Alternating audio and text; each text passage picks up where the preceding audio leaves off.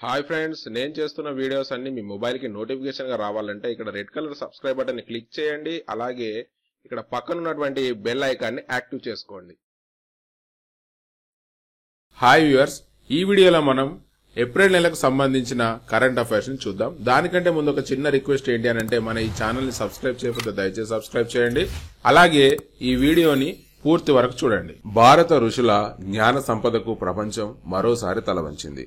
భగవద్గీత హిందూ ధర్మంలో అత్యంత ప్రాధాన్యత కలిగిన పవిత్ర గ్రంథానికి తాజాగా యునెస్కో నుండి ప్రపంచ వారసత్వ విలువైన సాహిత్యంగా గుర్తింపు లభించింది. ఇది భారతీయ సాంస్కృతిక ఆధ్యాత్మిక మహిమను ప్రతిబింబించే గొప్ప గౌరవం. భగవద్గీత అంటే భగవంతుని సందేశం.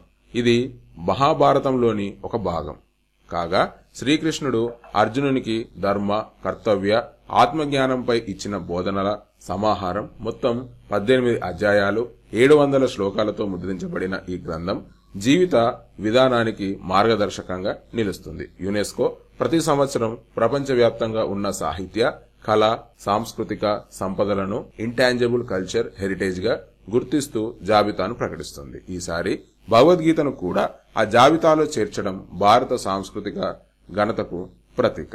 ఇందులో మనం మెయిన్ గా గుర్తుంచుకోవాల్సిన విషయం ఏంటంటే, భగవద్గీతకు యునెస్కో ప్రతిష్టాత్మక గుర్తింపు లభించిందని చెప్పి మనం గుర్తుంచుకోవాల్సి ఉంటుంది. మధ్యప్రదేశ్ ప్రభుత్వం సాగర్ జిల్లాలోని 258.64 చదరపు కిలోమీటర్ల విస్తీర్ణంలో కొత్త వన్యప్రాణుల అభయారణ్యాన్ని ప్రకటించింది.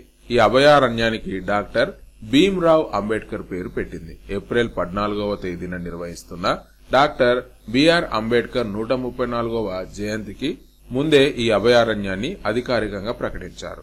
ఈ కొత్త అభయారణ్యాన్ని స్థాపించడమే కాకుండా దాని ప్రధాన లక్ష్యాలు వన్యప్రాణుల సంరక్షణను బలపరచడం, పర్యావరణ పర్యాటకాన్ని అభివృద్ధి చేయడం, అలాగే స్థానిక ప్రజలకు ఉపాధి అవకాశాలు అందించడంగా పేర్కొనబడింది. దీని ద్వారా స్థానికంగా జీవించే వన్యప్రాణులకు తగిన జీవ ఆవాసాలు లభించడమే కాక పర్యాటకదారులకు ప్రకృతి సౌందర్యాన్ని ఆస్వాదించే అవకాశాలు పెరిగేలా చేస్తుంది. పులులు నిల్వలకు గాను ప్రసిద్ధిగాంచిన మధ్యప్రదేశ్ రాష్ట్రంలో ప్రస్తుతం 25 వన్యప్రాణుల అభయారణ్యాలు ఉన్నాయి. ఈ కొత్త అభయారణ్యం జత కావడంతో వన్యప్రాణుల పరిరక్షణకు తీసుకుంటున్న చర్యలు మరింత బలపడుతున్నాయి. ఈ అభయారణ్యం ఏర్పాటుతో అడవులు, వన్యప్రాణుల పరిరక్షణకు గణనీయమైన పురోగతి సాధ్యమవుతుందని ఆ రాష్ట్ర ముఖ్యమంత్రి మోహన్ యాదవ్ తెలపడం జరిగింది. ఇందులో మనం మెయిన్ గా గుర్తుంచుకోవాల్సిన విషయం ఏంటి అనంటే, బిఆర్ అంబేద్కర్ పేరుతో కొత్త వన్యప్రాణి అభయారణ్యాన్ని ఎక్కడ ప్రారంభించారనంటే మధ్యప్రదేశ్ లో అని చెప్పి మనం గుర్తుంచుకోవాల్సి ఉంటుంది. మధ్యప్రదేశ్ లో సాగర్ జిల్లాలో 258.64 చదరపు కిలోమీటర్ల విస్తీర్ణంలో ఈ కొత్త వన్యప్రాణుల అభయారణ్యాన్ని స్థాపించారని చెప్పి మనం గుర్తుంచుకోవాల్సి ఉంటుంది. 100% కేసులను పరిష్కరిస్తూ న్యాయ వ్యవస్థ పనితీరులో తెలంగాణ ద్వితీయ స్థానం సాధించింది. గతంలో 5వ స్థానంలో ఉండగా ఆ స్థానాన్ని మెరుగుపరుచుకుంది. వరుసగా 3 ఏళ్లుగా 100% కేసు క్లియరెన్స్ రేటును సాధిస్తుంది. ఈ వివరాలను ఇండియన్ జస్టిస్ రిపోర్ట్ 2025 తాజా నివేదికలో వెల్లడించింది. 2025 జనవరి నాటికి దేశంలో పెండింగ్ కేసుల సంఖ్య 5.1 కోట్లు దాటిందని, జడ్జిల నియామకంలో జాప్యం, జనాభాకు సరిపడా న్యాయమూర్తులు లేకపోవడమే దీనికి ప్రధాన కారణమని అభిప్రాయపడింది. అంతేకాకుండా ఆన్లైన్ విచారణతో, కరోనాతో వచ్చిన వర్చువల్ విచారణలు, ఆ తర్వాత వచ్చిన హైకోర్టు ప్రధాన న్యాయమూర్తుల కారణంగా కేసుల విచారణ వేగం పుంజుకుంటుంది. ఏటా నమోదవుతున్న కేసుల సంఖ్యను మించి పిటిషన్లను పరిష్కరిస్తూ ముందుకెళ్తోంది. దీంతో హైకోర్టుతో పాటు సబార్డినేట్ కోర్టుల్లో కేసుల పరిష్కార రేటు మెరుగుపడింది. కామన్వెల్త్ హ్యూమన్ రైట్స్ ఇనిషియేటివ్, విధి centre for legal policy, TS Prayas, how Indian leaves, centre for social justice, common cause లాంటి సంస్థల సహకారంతో టాటా ట్రస్ట్ ఈ అధ్యయనం నిర్వహించింది. 2019 నుంచి ఈ అధ్యయనం చేస్తుంది. అంతేకాకుండా జనవరి 2025 నాటికి సుప్రీంకోర్టు జడ్జిల సహా సిట్టింగ్ జడ్జిల సంఖ్య 21,285 ఉంది. మొత్తం ఉండవలసిన న్యాయమూర్తుల సంఖ్య 26,927. మంజూరు చేసిన సంఖ్యతో పోలిస్తే ఖాళీల శాతం 15. 2011 జనాభా లెక్కల ఆధారంగా ప్రతి 10 లక్షల మందికి రాజ్యసభ సూచించిన జడ్జిల సంఖ్య 21. 1987లో ఏర్పాటైన న్యాయ కమిషన్ ప్రతి 10 లక్షల జనాభాకు ఉండవలసిన సూచించిన జడ్జిల సంఖ్య 50. ప్రస్తుతం దేశంలో ప్రతి 1,00,000 మందికి ఉన్న జడ్జిల సంఖ్య 15. అమెరికాలో ప్రతి 1,00,000 మందికి ఉన్న జడ్జిల సంఖ్య 150. యూరప్ లో ఇదే సంఖ్య 220కి ఉంది. అంతేకాకుండా సుప్రీంకోర్టులో పెండింగ్ లో ఉన్న కేసులు 82,000. దేశవ్యాప్తంగా హైకోర్టులో కేసు క్లియరెన్స్ రేటు 94%. 100% సిసిఆర్ నమోదు చేసుకున్న రాష్ట్రాలు తెలంగాణ, జార్ఖండ్, త్రిపుర, మద్రాస్, పంజాబ్, హర్యానా, ఒడిశా, పశ్చిమ బెంగాల్ వరుసగా ఇది 3వసారి. మొత్తం 7 రాష్ట్రాలు 100% సిసిఆర్ నమోదు చేసుకున్న రాష్ట్రాల్లో ఉన్నాయని చెప్పి మనం గుర్తుంచుకోవాల్సి ఉంటుంది. సుప్రీంకోర్టు మాజీ న్యాయమూర్తి justice Dinesh Maheshwari law commission chairperson గా నియమితులయ్యారు. ఈ విషయాన్ని కేంద్ర న్యాయ మంత్రిత్వ శాఖ ఏప్రిల్ 15వ తేదీన ఒక అధికారిక ప్రకటనలో వెల్లడించింది. ప్రధాని నరేంద్ర మోడీ ఈ నియామకాన్ని ఆమోదం తెలిపారు. ఎక్స్ ద్వారా తెలియజేశారు. 2024 సెప్టెంబర్ 2న 3 ఏళ్ల కాలపరిమితితో ఏర్పాటు చేసిన 23వ లా కమిషన్ కు తాజాగా పూర్తి స్థాయి సభ్యులుగా న్యాయవాది Hitesh Jain, Banaras Hindu University law professor D P వర్మలను నియమించారు. ఈ కమిషన్ పదవీ కాలం 2027 ఆగస్టు 31వ తేదీ వరకు కొనసాగుతుంది. జస్టిస్ దినేష్ మహేశ్వరి ప్రొఫైల్ కనుక మనం చూసినట్టయితే 2004 సెప్టెంబర్లో రాజస్థాన్ హైకోర్టు న్యాయమూర్తిగా నియమితులయ్యారు. 2014 జూలైలో అలహాబాద్ హైకోర్టుకు బదిలీ అయ్యారు. 2016 ఫిబ్రవరిలో మేఘాలయ హైకోర్టు ప్రధాన న్యాయమూర్తిగా బాధ్యతలు చేపట్టారు. 2018 ఫిబ్రవరిలో కర్ణాటక హైకోర్టుకు బదిలీ అయ్యారు. 2019 జనవరిలో సుప్రీంకోర్టు న్యాయమూర్తిగా నియమితులై 2023 మే నెలలో పదవి విరమణ చేశారు. ఇందులో మనం మెయిన్ గా గుర్తుంచుకోవాల్సిన విషయం ఏంటంటే లా కమిషన్ చైర్పర్సన్ గా ఎవరు నియమితులయ్యారనంటే జస్టిస్ దినేష్ మహేశ్వరి అని చెప్పి మనం గుర్తుంచుకోవాల్సి ఉంటుంది. తెలంగాణ రాష్ట్రంలోని రంగారెడ్డి జిల్లా యాచారం మండలం మాల్ గ్రామ పంచాయతీ కార్యదర్శి వైవి రాజుకు ఏప్రిల్ 24వ తేదీన ప్రధానమంత్రి నరేంద్ర మోడీ చేతుల మీదుగా జాతీయ ఉత్తమ పంచాయతీ అవార్డు లభించింది. మాల్ గ్రామ పంచాయతీ ప్రభుత్వ నిధులపై ఆధారపడకుండా సొంత ఆదాయ వనరులను సమకూర్చుకుంటున్నందుకు గాను ఆత్మ నిర్భర పంచాయతీ విభాగంలో ఈ అవార్డుకు ఎంపికైంది. ఈ పురస్కార ప్రధానోత్సవం బీహార్లోని మధుబనిలో జరిగింది. ఈ కార్యక్రమంలో జిల్లా పంచాయతీ అధికారులు Suresh Mohan, Zilla Parishad CEO Krishna Reddy, Yacharam MPDO Narender Reddy, MPO Srilatha కూడా పాల్గొన్నారు. ఈ అవార్డు జాబితాలో మాల్ గ్రామ పంచాయతీ దేశంలోనే మొదటి స్థానంలో నిలవగా ఒడిశాలోని మయూర్బాజ్ జిల్లాకు చెందిన హద్భద్రా గ్రామ పంచాయతీ 2వ స్థానాన్ని, ఆంధ్రప్రదేశ్ లోని కృష్ణా జిల్లాకు చెందిన గొల్లపూడి గ్రామ పంచాయతీ 3వ స్థానాన్ని దక్కించుకున్నాయి. విజేతలకు ప్రత్యేకంగా రూపొందించిన ట్రోఫీలు, సర్టిఫికెట్లతో పాటు మొదటి, 2వ, 3వ స్థానాల్లో నిలిచిన పంచాయతీలకు వరుసగా 1 కోటి రూపాయలు, 75 లక్షలు, 50 లక్షల ఆర్థిక ప్రోత్సాహాన్ని కూడా అందజేయడం జరిగింది. ఇందులో మనం నేనే గుర్తుంచుకోవాల్సిన విషయం ఏంటంటే తెలంగాణ రాష్ట్రంలోని రంగారెడ్డి జిల్లా యాచారం మండలం మాల్ గ్రామ పంచాయతీకి జాతీయ ఉత్తమ పంచాయతీ అవార్డు లభించిందని చెప్పి మనం గుర్తుంచుకోవాల్సి ఉంటుంది. హర్యానా రాష్ట్రం ఈసార్లోని మహారాజా అగ్రసేన్ ఎయిర్పోర్ట్ లో నూతన టెర్మినల్ బిల్డింగ్ నిర్మాణానికి ఏప్రిల్ 14వ తేదీన ప్రధానమంత్రి నరేంద్ర మోడీ శంకుస్థాపన చేశారు. అనంతరం ఈసార్ అయోధ్య మధ్య తొలి కమర్షియల్ విమానాన్ని ప్రారంభించారు. అలాగే యమునా నగర్ జిల్లాలోని దీనబంధు చోటారాం థర్మల్ పవర్ ప్లాంట్ లో 800 మెగావాట్ల ultra critical modern thermal power unit ను శంకుస్థాపన చేశారు. 2 చోట్ల సభల్లో ప్రజలను ఉద్దేశించి మోడీ ప్రసంగించారు. ఢిల్లీలోని విజ్ఞాన్ భవన్ లో జాతీయ గ్రీన్ ట్రిబ్యునల్ 2 రోజుల పాటు జాతీయ పర్యావరణ సదస్సు జరిగింది. ప్రపంచంలోనే తొలి పర్యావరణ ప్రాధాన్య న్యాయస్థానంగా భారత సుప్రీంకోర్టు నిలిచిందని న్యాయమూర్తి జస్టిస్ పిఎస్ నరసింహ పేర్కొన్నారు. పౌర ప్రాధాన్యం నుంచి పర్యావరణ ప్రాధాన్యానికి మళ్లిన న్యాయస్థానంగా సుప్రీంకోర్టు అవతరించిందని తెలిపారు.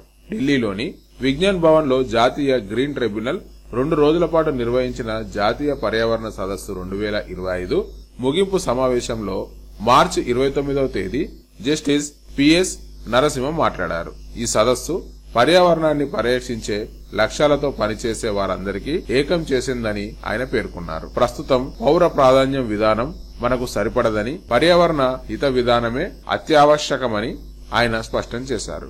భారతీయ సంస్కృతి వల్లే ఇది సాధ్యమైందని, పర్యావరణం కంటే మనుషులు గొప్పవారు కాదని మన సంస్కృతి చెప్తుందని జస్టిస్ నరసింహ పేర్కొన్నారు. ఈ సదస్సు ప్రారంభ కార్యక్రమానికి రాష్ట్రపతి ద్రౌపది ముర్ము ముఖ్య అతిథిగా హాజరయ్యారు. ముగింపు కార్యక్రమానికి ఉపరాష్ట్రపతి జగదీప్ ధన్ఖడ్ ముఖ్య అతిథిగా వచ్చారు. NGT chairperson Prakash Srivastava, solicitor general Tushar Mehta సదస్సులో మాట్లాడారు. ఇందులో మనం మెయిన్ గా గుర్తుంచుకోవాల్సిన విషయం ఏంటంటే, జాతీయ పర్యావరణ సదస్సు 2025 ఎక్కడ నిర్వహించారనంటే ఢిల్లీలోని విజ్ఞాన భవన్ జాతీయ గ్రీన్ ట్రిబ్యునల్ లో నిర్వహించడం జరిగింది.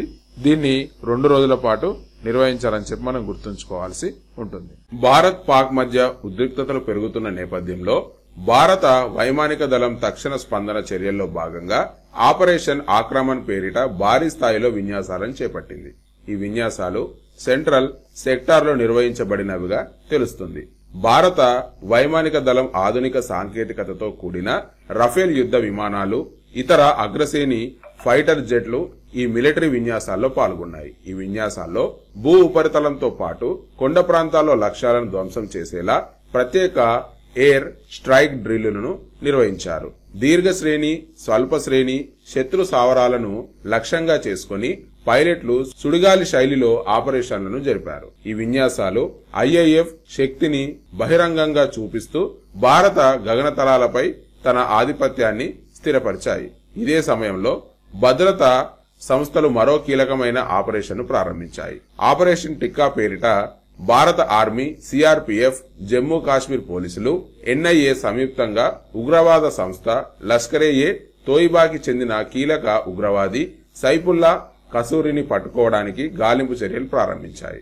అతను పహల్గాం ప్రాంతంలో ఇటీవల జరిగిన ఉగ్రదాడిలో కీలక సూత్రధారిగా భావిస్తున్నారు. ఇందులో మనం మెయిన్ గా గుర్తుంచుకోవాల్సిన విషయం ఏంటంటే, ఆపరేషన్ ఆక్రమణ్ పేరుతో ఐఏఎఫ్ విన్యాసాలను చేసిందని చెప్పి మనం గుర్తుంచుకోవాల్సి ఉంటుంది. అత్యంత శక్తివంతమైన ఆర్మీ కలిగిన దేశాల జాబితాను గ్లోబల్ ఫైర్ పవర్ ఇండెక్స్ విడుదల చేసింది. ఇందులో భారత్ టాప్ 5 లో చోటు దక్కించుకుంది. భారత్ 4వ స్థానంలో నిలిచింది. అమెరికా, రష్యా, చైనాల తర్వాత స్థానాన్ని భారత్ ఆక్రమించింది. ప్రపంచవ్యాప్తంగా 145 దేశాల సైనిక శక్తిని అంచనా వేసింది. గ్లోబల్ ఫైర్ పవర్ ఇండెక్స్ సైనిక బలంతో పాటు నేటి ప్రపంచ రక్షణ వాతావరణాన్ని ప్రభావితం చేసే వ్యూహాత్మక, సాంకేతిక, భౌగోళిక, రాజకీయ అంశాల ఆధారంగా ఈ జాబితాను రూపొందించినట్లు గ్లోబల్ ఫైర్ పవర్ ఇండెక్స్ స్పష్టం చేసింది. ఈ క్రమంలోనే యూకే, దక్షిణ కొరియా, ఫ్రాన్స్ తదితర దేశాలను వెనక్కి నెట్టిన భారత్ 4వ స్థానాన్ని నిలబెట్టుకుంది. యుఎస్ఏ పవర్ ఇండెక్స్ 0.0744 గా ఉంది. 2,12,07,500 మంది సైనిక శక్తితో యుఎస్ఏ అగ్రస్థానంలో నిలిచింది. 13,043 విమానాలు, 4,640 యుద్ధ ట్యాంకర్లతో కూడిన బలీయమైన సైనిక శక్తితో అమెరికా ఉంది. దానితో పాటు అతిపెద్ద రక్షణ బడ్జెట్ కూడా అమెరికా సొంతం. అత్యాధునిక సాంకేతికత, వైమానిక ఆధిపత్యం కూడా అమెరికాను అగ్రస్థానంలో నిలబెట్టాయి. Russia power index 0.0788. అసాధారణ సైనిక శక్తి కలిగిన దేశాల్లో రష్యా 2వ స్థానం. 3,57,00,000 మంది మిలిటరీ సిబ్బంది, 5,750 యుద్ధ ట్యాంకర్లు రష్యా సొంతం. విస్తృతమైన యుద్ధ ట్యాంకర్ల దళం, అణ్వాయుధాలు కలిగి ఉంది రష్యా. అణు సామాగ్రిని వివిధ దేశాలకు సరఫరా చేసే దేశాల్లో రష్యా కీలక పాత్ర పోషిస్తుంది. గత కొంతకాలంగా ఉక్రెయిన్తో యుద్ధం చేస్తున్న రష్యా చైనాతో వ్యూహాత్మక పొత్తులను కొనసాగిస్తూ తన ఆధిపత్యాన్ని కాపాడుకుంటూ వస్తుంది. తర్వాత China power index 0.0788. Power index పాయింట్లతో రష్యాతో కలిసి పంచుకుంటున్న చైనా అత్యంత శక్తివంతమైన సైనిక సామర్థ్యాన్ని కలిగిన దేశాల జాబితాలో 3వ స్థానంలో ఉంది. చైనా సైనిక విస్తరణ, సాంకేతిక పురోగతి, ఆర్థిక శక్తి తదితర అంశాలు ప్రపంచ వేదికపై ఆ దేశ సైనిక పురోగతిని చూపెడుతుంది. 6,800 యుద్ధ ట్యాంకర్లతో అతిపెద్ద ట్యాంక్ ఫీల్డ్ కలిగిన దేశంగా చైనా ఉంది.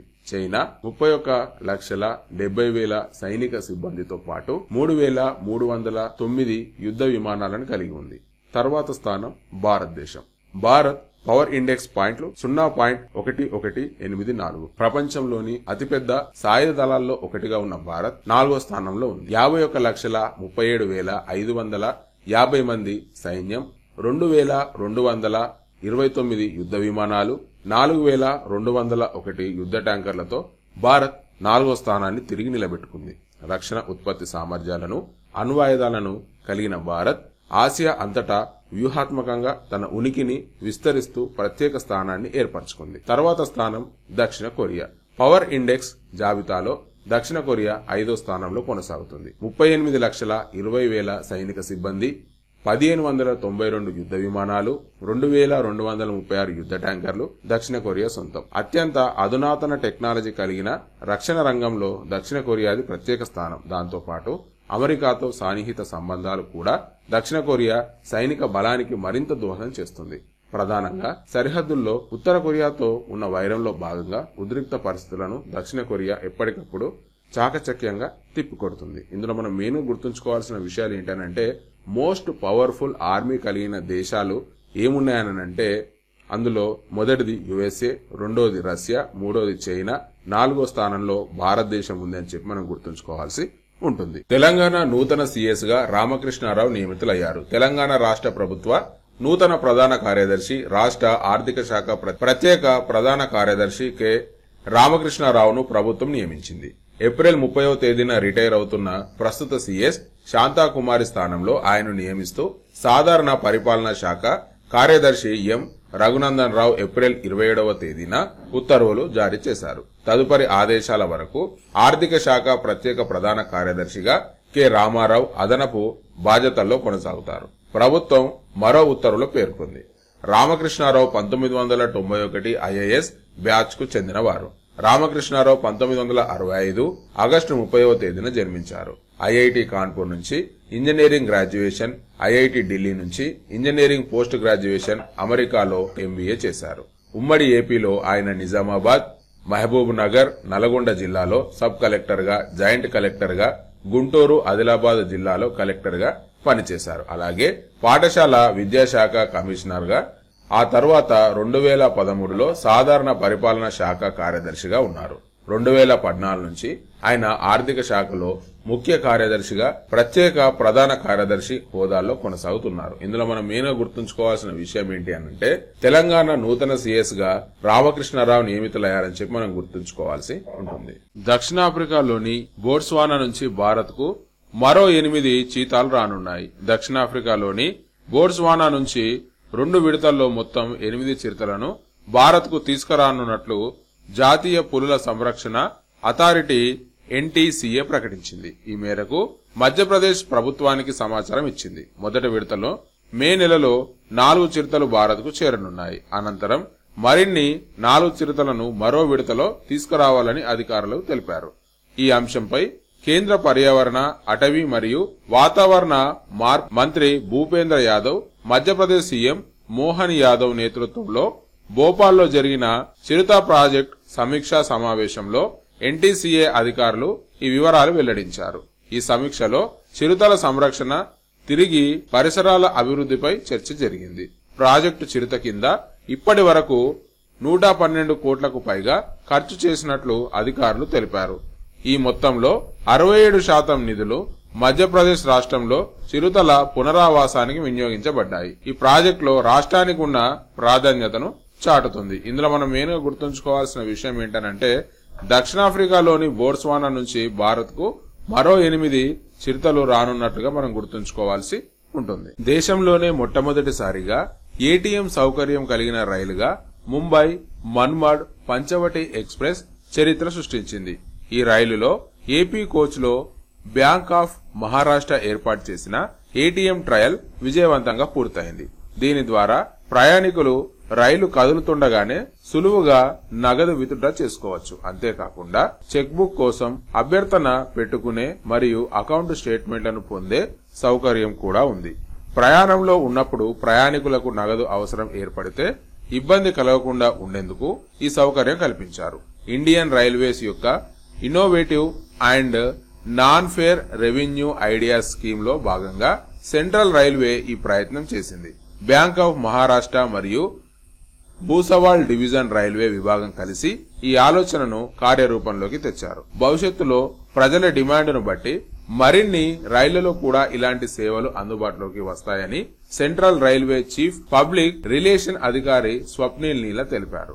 ఈ నెల 10వ తేదీన నిర్వహించిన ట్రయల్ రన్ విజయవంతమైందని రైల్వే శాఖ మంత్రి అశ్విని వైష్ణవ్ కూడా ధృవీకరించడం జరిగింది. ఇందులో మనం మెయిన్ గా గుర్తుంచుకోవాల్సిన విషయం ఏంటంటే దేశంలోనే తొలిసారిగా రైల్లో ఏటీఎం ను ప్రవేశపెట్టడం జరిగింది. ఏ రైలు అనంటే అది ముంబై మన్మాడ్ పంచవటి ఎక్స్ప్రెస్ లో ఈ ట్రయల్ గా చేసినటువంటి ఏటీఎం ని అందులో ఉంచడం జరిగింది. అది సక్సెస్ఫుల్ కావడం కూడా జరిగిందని చెప్పి మనం గుర్తుంచుకోవాల్సి ఉంటుంది. 2 రోజుల పాటు జరిగిన సుదీర్ఘ చర్చ, తీవ్రస్థాయి వాదోపవాదాల అనంతరం వక్ఫ్ బిల్లు 2025పై పార్లమెంటు ఆమోదముద్ర వేసింది.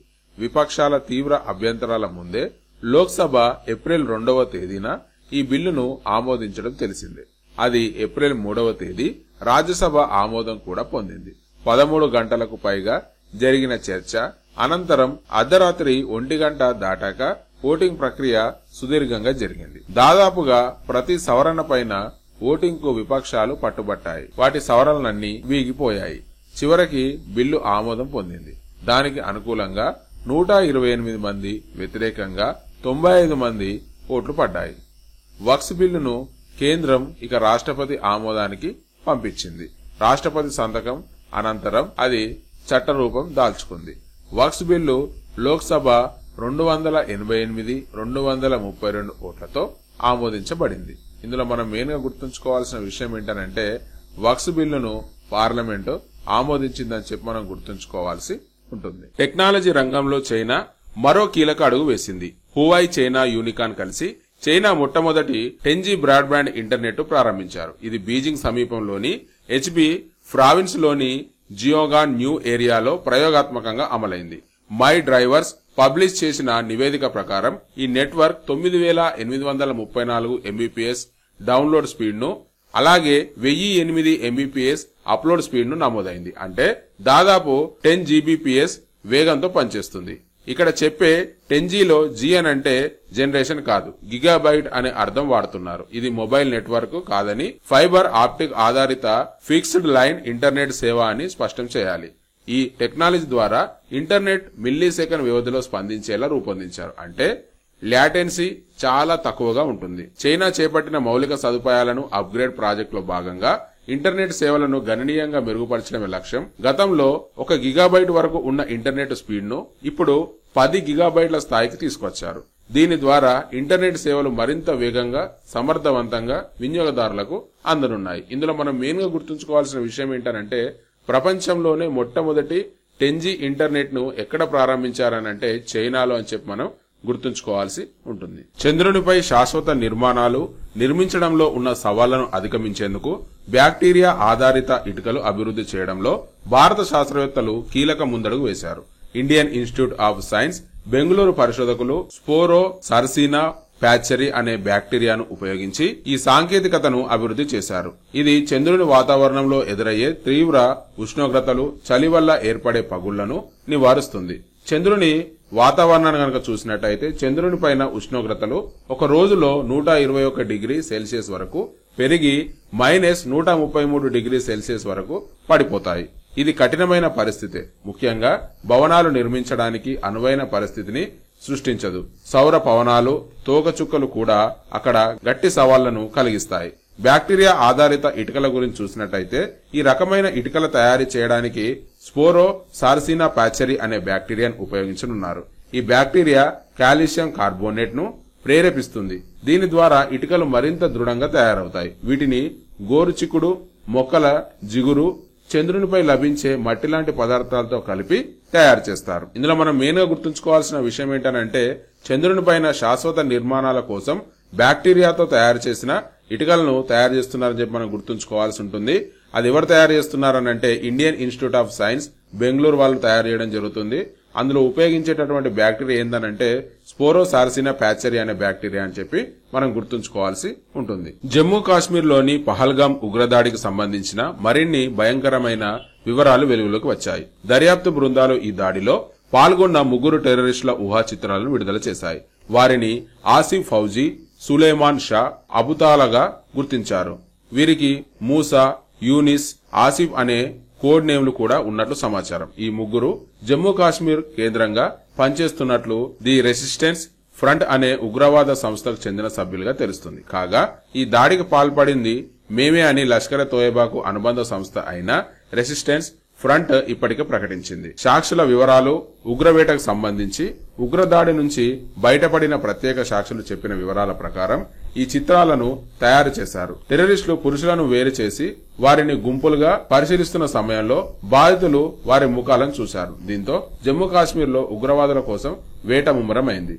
దీంతో పాటు ఒక ఉగ్రవాది ఆటోమేటిక్ ఆయుధంతో ఉన్న ఫోటోను కూడా విడుదల చేశారు. ఉగ్రవాదులు పర్యాటకులపై దాడికి బైసారన్ లోయలోని వ్యూహాత్మకంగా ఎన్నుకున్నారు. ఎక్కువ మంది ప్రాణాలు తీయాలనే ఉద్దేశంతోనే ఈ ప్రాంతాన్ని లక్ష్యంగా చేసుకున్నారు. ఈ ప్రాంతంలో భద్రతా ఏర్పాట్లు అంతగా ఉండవనే విషయాన్ని వారు ఉపయోగించుకున్నారు. దీనికి తోడు పహల్గాం నుంచి ఇక్కడికి రావాలంటే 6.5 కిలోమీటర్ల కాలినడక లేదా గుర్రాలపైనే సాధ్యమవుతుంది. దీంతో భద్రతా బలగాల రాక సహాయ చర్యలు ఆలస్యం అవుతాయి. ఈ లోయ చుట్టూ దట్టమైన అడవి ప్రాంతం ఉండడం, మంచు కరిగిపోవడం వల్ల ఉగ్రవాదులు పారిపోవడం కూడా సులభం అవుతుంది. సైన్యం ఇక్కడ ఆపరేషన్ చేపట్టే ముష్కరులను వెంటనే గుర్తించడం కూడా కష్టం. అంతేకాకుండా ఏప్రిల్ 22వ తేదీ సాయంత్రం 3 గంటల సమయంలో పహల్గాంలో దాడి మొదలైంది. ప్రాథమిక దర్యాప్తులో ముష్కరుల బాడీ కెమెరాలతో దాడిని చిత్రీకరించినట్లు తెలిసింది. వారు వాటికి హెల్మెట్లకు ధరించారని ప్రత్యక్ష సాక్షులు చెప్తున్నారు. మొదట ఉగ్రవాదులు బాధితులందరినీ ఒకే చోట చేర్చి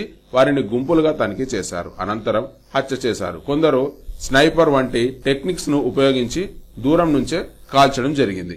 ఆధునిక అవసరాలకు తగ్గట్టు నావికా దళాన్ని మరింత శక్తివంతంగా తీర్చిదిద్దాలని భారత ప్రభుత్వం నిర్ణయించింది. ఇందులో భాగంగా ఫ్రాన్స్ నుంచి 26 రఫేల్ మెరైన్ ఫైటర్ జెట్లను కొనుగోలుకు అంగీకారం తెలిపింది. భారత్, ఫ్రాన్స్ ప్రభుత్వాల మధ్య కుదిరే ఈ భారీ ఒప్పందం విలువ 63,000 కోట్లు. ఒప్పందంపై త్వరలో సంతకం చేసే అవకాశాలున్నట్లు కేంద్ర ప్రభుత్వ వర్గాలు వెల్లడించాయి. 26 ఫైటర్ జెట్లు, 22 సింగిల్ సీటర్ జెట్లు, 4 ట్విన్ సీటర్ జెట్లు ఉన్నాయి. భారత నౌకా దళానికి ఈ యుద్ధ విమానాల సరఫరా చేయడంతో పాటు వాటి నిర్వహణ, మరమ్మతులు, విడిభాగాల సరఫరా, సిబ్బందికి శిక్షణ కూడా ఒప్పందంలో భాగమే. కీలకమైన ఈ డీల్ కు ప్రధానమంత్రి నరేంద్ర మోడీ నేతృత్వంలోని సెక్యూరిటీ కేబినెట్ కమిటీ ఏప్రిల్ 9వ తేదీన ఆమోద ముద్ర వేసింది. 26 రఫేల్ మెరైన్ ఫైటర్ జెట్ల అప్పగింత ప్రక్రియ రాబోయే 6 ఏళ్లలో పూర్తి కానుంది. మొదటి బ్యాచ్ యుద్ధ విమానాలు 2029లో ఫ్రాన్స్ నుంచి భారత నావీకి అందుతాయి. 2031 నాటికి అన్ని విమానాల అప్పగింత పూర్తవుతుందని అంచనా వేస్తున్నారు. మధ్యవర్తుల ప్రమేయం లేకుండా నేరుగా 2 దేశాల ప్రభుత్వాల మధ్య ఒప్పందం కుదరనుంది. విమానాల అప్పగింత, వాటి నిర్వహణ విషయంలో ఇబ్బందులు తలెత్తకుండా ఆ నిర్ణయం తీసుకున్నారు. ఇందులో మనం మెయిన్ గా గుర్తుంచుకోవాల్సిన విషయం ఏంటంటే 26 రఫేల్ జెట్లు, వీటి విలువ 63,000 కోట్ల ఒప్పందం జరగనుందని చెప్పి మనం గుర్తుంచుకోవాల్సి ఉంటుంది. పహల్గాం ఉగ్రదాడి నేపథ్యంలో సింధు జలాల ఒప్పందాన్ని తాత్కాలికంగా నిలిపివేయాలని భారత సర్కార్ సంచలన నిర్ణయం తీసుకోవడంతో ఈ నదీ జలాల అంశం చర్చనీయమైంది.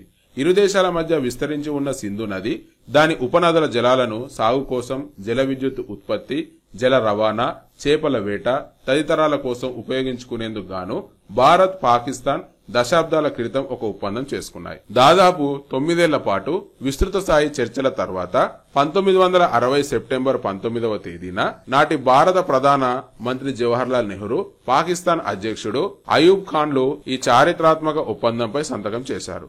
ఒప్పందంలో పేర్కొన్న మేరకు సింధు ఉపనదుల్లో తూర్పు వైపుగా ప్రవహించే రావి, బియాస్, సట్లెజ్ నదులపై భారత్ కు హక్కులు దాఖలు పడ్డాయి. సింధు ఉపనదుల్లో పశ్చిమ దిశగా ప్రవహించే జీలం, చినాబ్పై పాకిస్తాన్ కు హక్కులు లభించాయి. ఈ నదీ జలాల వినియోగం ఇరు దేశాల మధ్య ఉత్తర ప్రత్యుత్తరాల కోసం ఒక సహకార యంత్రాంగాన్ని నెలకొల్పారు. ఎలాంటి ఘర్షణలకు తావు లేకుండా పరస్పర సహకార భావనతో నదీ జలాలను సద్వినియోగం చేసుకోవడమే ఈ ఒప్పందం యొక్క లక్ష్యం. భారత్ తన పాక్షిక హక్కు మేరకు పాకిస్తాన్ పరిధిలోని పశ్చిమ ఉపనదుల జలాలను పరిమితంగా వాడుకోవచ్చు. వ్యవసాయం, జల విద్యుత్ ఉత్పత్తి కోసం వినియోగించుకోవచ్చు. అయితే పశ్చిమ దిశలో ప్రవహించే జలాలు పాకిస్తాన్ లోకి వెళ్లకుండా అడ్డుకోకూడదు. ఈ ఒప్పందంలో భాగంగానే గతంలోనే శాశ్వత సింధు కమిషన్ ను ఏర్పాటు చేశారు. ఈ కమిషన్ లో ఇరు దేశాల ప్రాతినిధ్యం ఉంది. ఇరు దేశాలు తమ అభ్యంతరాలు ఈ శాశ్వత కమిషన్ ద్వారా చెప్పుకోవచ్చు. ఈ నదీ జలాలపై ఉద్దేశపూర్వకంగా డ్యాములను నిర్మించి హఠాత్తుగా నీటిని వదిలి నీటి బాంబులుగా మార్చకూడదని షరతు పెట్టుకున్నారు. గడిచిన 6 దశాబ్దాలలో ఈ నదీ ప్రవాహాల వెంట భౌగోళిక, రాజకీయ, పర్యావరణ పరంగా చాలా మార్పులు వచ్చాయి.